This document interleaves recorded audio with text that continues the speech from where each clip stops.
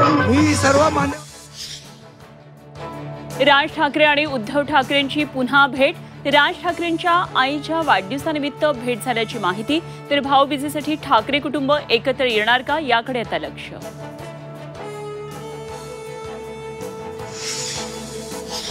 मुंबई महापालिकेमध्ये महायुती एकत्र, इतर ठिकाणी वेगळं लढण्याचा निर्धार। मुख्यमंत्री फडणवीसांची अनौपचारिक गप्पांमध्ये माहिती। तर ठाणे, पुणे, पिंपरीमध्ये भाजप स्वबळावर लढणार।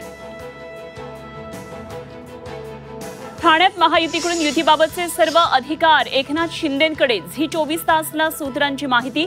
भाजपला ठाण्यातल्या काही जागा मिळाल्यास शिंदेंना फटका बसण्याची शक्यता असल्यानं निर्णय। कबूतरखाना बंदी विरोधात जैन मुनी आक्रमक। आझाद मैदानात 1 नोव्हेंबरपासून करणार उपोषण।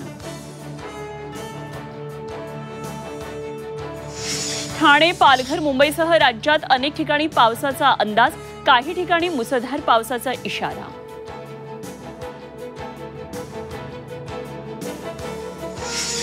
ऐन दिवाळीत त्र्यंबकेश्वरमधील नागरिकांचं आंदोलन। रस्ता रुंदीकरण मोहिमेविरोधात स्थानिक आक्रमक। रस्ता रुंदीकरणाविरोधात उपोषण।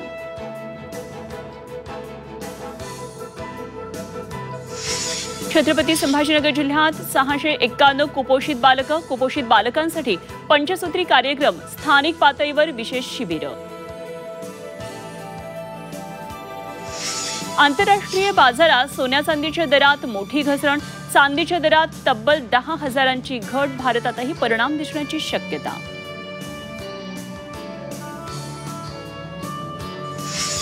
आयर्लंडमध्ये भारत आणि ऑस्ट्रेलिया यांच्यात दुसरा एकदिवसीय सामना। मालिकेत कमबॅक करण्याचं टीम इंडिया पुढे आव्हान। कुलदीप यादवला संधी मिळणार का याकडे लक्ष।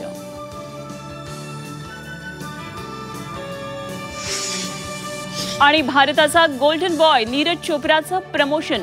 नायब सुभेदार पदावरून लेफ्टनंट कर्नल पदी बढती। संरक्षण मंत्री राजनाथ सिंग यांच्याकडून सन्मान।